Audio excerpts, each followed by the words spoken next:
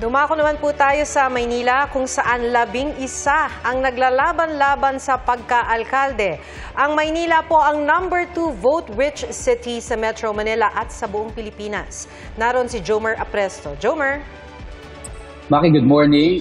Sa ngayon ay nasa 96% na ng mga datos mula sa mga polling precincts sa Maynila ang na-transmit na papunta dito sa City Board of Canvassers. Ibig sabihin ito, nasa mahigit 60 polling precinct na lang ang hinihintay na ma-transmit ang data. Mula yan sa 1,585 na polling precinct dito sa lungsod.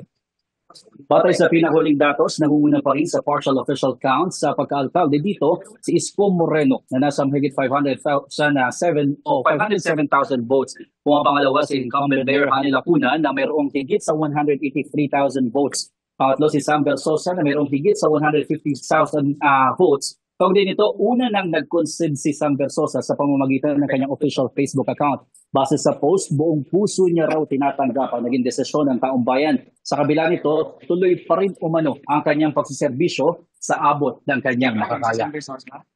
Makinaasahan naman na mga alauna hanggang alas 2 ng madaling araw magtutungo dito si Isko Moreno para magbigay ng pahayag sa publiko.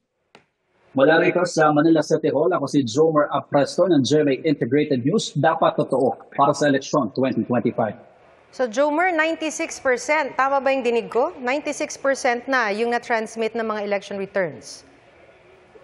Tama, Maki. Nasa 96% na ng mga polling precinct ang na-transmit na data dito. At sa ngayon ay nasa mahigit 6 na polling precinct na lang ang hinihintay na makapag-transmit ng data. So yung 60 na lamang na mga presinto, tama ba, na hinihintay natin, kailan kaya?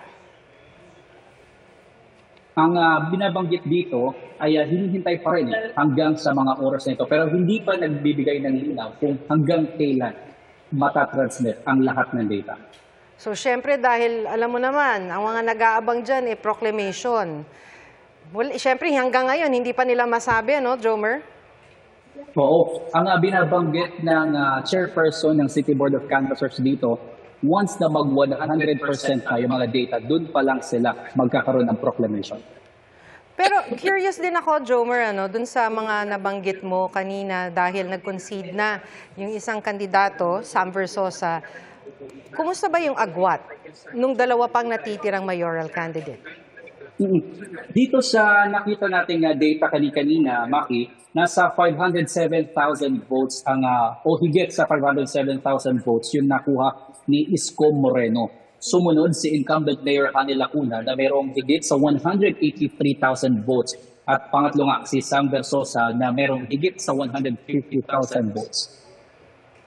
Tapos malaki pa ba yung natitira na mga untransmitted na election returns doon sa mga nalalabi na mga presinto? Hindi pa natin makita sa ngayon, Maki. Pero ang nakita lang natin kanina dito, 4% na lang ng polling precincts ang hinihintay pa. Maya-maya alamin natin kung gaano karami pang datos ang hinihintay dito. Okay, maraming salamat, Jomer Apresto.